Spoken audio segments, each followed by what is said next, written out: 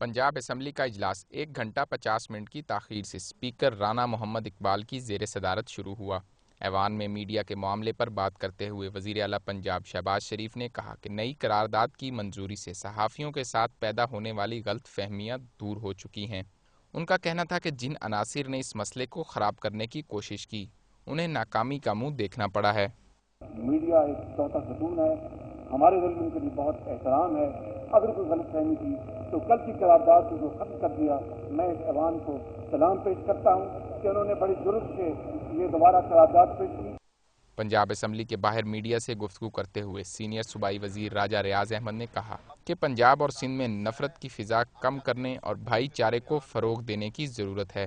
Pakistan peoples party की हुकूमत की पूरी कोशिश है कि हम इन नफरतों को कम करें और आपस में भाईचारे की फ़िज़ा को मजबूत करें, एक दूसरे से गलतफहमियों की बजाय एक दूसरे के लिए एहतराम का रिश्ता कायम करें।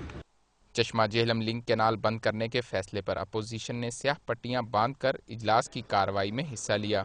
पानी के मसले पर बोलने की इजाज़त न मिलने पर अपोजिशन ने इजलास से वॉकआउट किया। वज़ीर आला जब पहले 1 साल पहले लोड शेडिंग बंद करवाने गए थे तो वहाँ से 8 बजे तक की तालाबंदी दुकानों की लेके आ गए। आज नहर को खुलवाने और तश्कील नौ इरसा के लिए गए थे, नहर को बंद करवा के आ गए और कह रहे हैं कि बंद नहीं हुई। इन तमाम अखबारों को झुटला रहे हैं, सबकी हेडलाइंस हैं।